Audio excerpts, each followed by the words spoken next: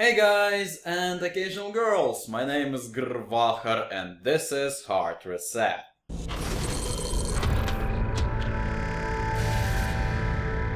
Hard Reset is a first-person shooter from the devs who brought us Painkiller, and Painkiller is freaking awesome! So I finally decided to give it a try, and well, I would love to do the usual thing where I talk about the story and gameplay, but when it comes to the story, I have no idea what the hell is going on in this game. I don't even know who the villain is and what I was fighting for. Painkiller's story sucked too, but at least it covered the basics. I had a girl to save and Satan to kill, but Hard Reset just fails in the story department. Let's take a look at it and you'll see what I mean.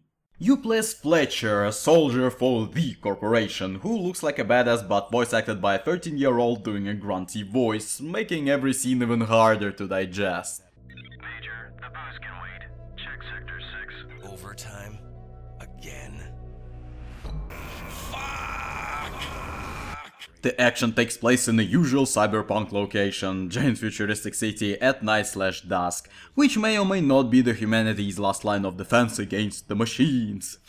Listen, there is some talk about the rogue AI, and what you do all game is killing robots, so if the game doesn't provide you with content for all this crap, be a champ and do it yourself. And since the whole corporate defense force consists of one cyber drunk called Fletcher, I want to think that he's battling Skynet no less, not just a bunch of washing machines and tumble dryers.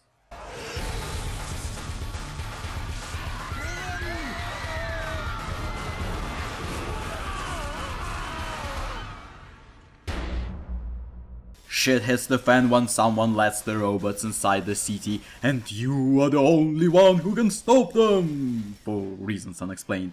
And here is when things start to get really confusing. There is an evil scientist who is initially blamed for the whole thing, but he's not evil regardless of the fact that he was the one who let the machines in. It was somehow helping him to create another AI to battle the rogue AI. But his AI also went rogue, I think. Mr. Fletcher, this was the lesser evil. And in the middle there is Fletcher somewhere who can read robots' minds after he kills them. There is also a hint that the only existing giant corporation is in fact evil, but you never really fight it, so it is irrelevant.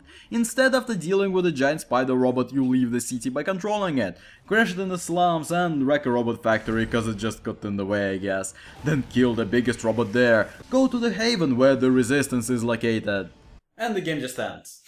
No kidding, that's the end, and being indie I guess they ran out of money before they could make a proper ending. Even the whole slums factory thing is a DLC, but come on guys, could you at least tell me who I was fighting and why? All the robots because they're evil is not an answer. Introduce an antagonist for heaven's sake, and you can only make your story less understandable if you tell it in freaking Klingon with all the technobabble bullshit you throw into every freaking dialogue. But whatever. The story is not something you go to an old school shooter for. It is the gameplay that makes us return to them despite how much the industry wants us to mindlessly consume a new Call of Duty every year, being stupid little sheep they think we are. Unfortunately, the developers try to deviate from the good old original formula in not the smartest of ways in my opinion. Let's start with the guns, because this thing bugs me the most. In Hard Reset you only get 2 guns. 2 guns? Are you nuts? 2 guns in an old school shooter is the dumbest idea I've ever heard. 2 guns. Yes, you can unlock different modes for your 2 guns using what is essentially as XP, which makes 10 guns in total, but the system is inconvenient as heck. It gets a lot of time to get used to because the difference between modes is barely noticeable, which makes you learn crosshair shapes. Crosshair shapes, do you see how ridiculous that sounds? Besides, with 2 guns there are only 2 ammo types, which means that your RPG uses the same ammunition as your basic assault rifle. And why the hell would I use an assault rifle in that scenario? Having 2 ammo types means only 2 types of ammo pickups, so you don't look for or conserve the most valuable ammunition to use it only in the hardest fights, making half of the weapons useless. My ultimate combination was Energy Mortar that can also stop enemies in the area, and the Rocket Launcher. Switch between the two and everything dies in a couple of shots. If you get bored, take a Railgun that also always have plenty of ammo, which is mind-boggling.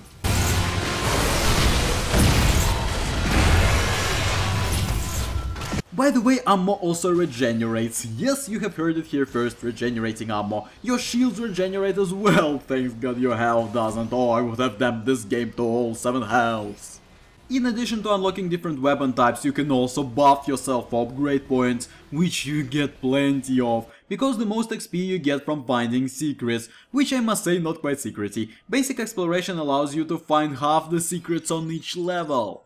Level design is quite dull as well. It is the same old boring futuristic city and the DLC slums factory, divided into painkiller-like arenas dedicated especially for robot killing. There is a really weird part which proves the whole ran out of money argument, because I'm sure there should be one more level between the train station one and the ruined skyscraper one, because after a couple of corridors you get straight from the subway to the top of the tower in the most bizarre surrealistic manner imaginable.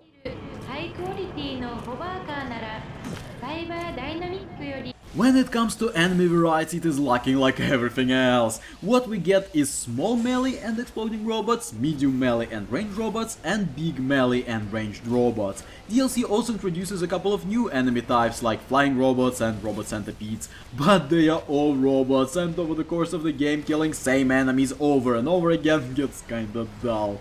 Their AI, despite being rogue, is not sophisticated at all. However, they can dodge rockets, so that makes up for something, right? Hitboxes are pretty tight though, as they were in Painkiller, which makes the shooting fun. When a rocket goes between enemies' legs that is about to charge you, that is when the adrenaline starts pumping.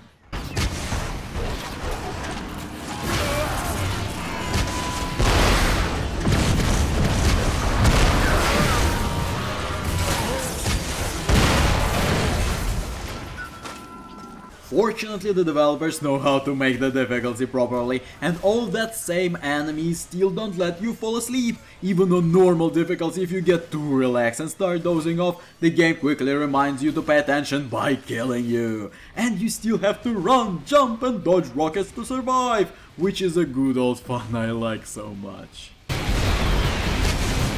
The game also has a high emphasis on environmental kills that makes the experience harder and easier at the same time. You always have to keep in mind that being close to a wrong object at the wrong time may one-shot you, but it also applies to enemies. The problem is there is just too much exploding and electrocuting stuff around that activates just by sneezing at it. What happened to me a lot is, if you stick an electric mortar shot onto a big enemy, it sets off every barrel in an AoE radius, disintegrating everything in the area.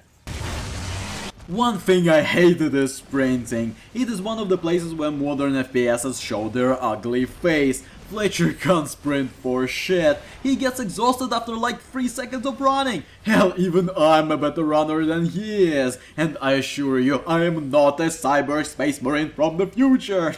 Or am I? The highlight of the game is the last and the second to last boss fights. These I enjoyed a lot. Not that they were difficult, they were fun. Fun that you would expect from a good crazy shooter. Giant robots, lasers, hordes of stuff trying to zerg you, getting your last health pack and wondering if you have enough skill to kill the bastard to start from the beginning. Explosions, giant vacuum cleaners. Wait, what? What I'm saying is, despite its flaws, the game is still fun. Not insanely awesome fun, but reasonable fun, making it a perfect coffee break game. Levels don't last for more than half an hour, during which you can relax a bit and dive into the world of violence and hatred towards all the mechanical appliances in the close vicinity. Besides, it is only a couple of dollars, and that DLC I was talking about is included for free. So, if you like shooters, Heart Reset is a reasonable choice that will entertain you for a good several hours. And if you haven't played the original Painkiller, don't be stupid and buy that game now! The name's GrrrVahrrr, and I shall see you from within my next video. Goodbye, goodbye, see you again. Goodbye, goodbye, see you, my friend.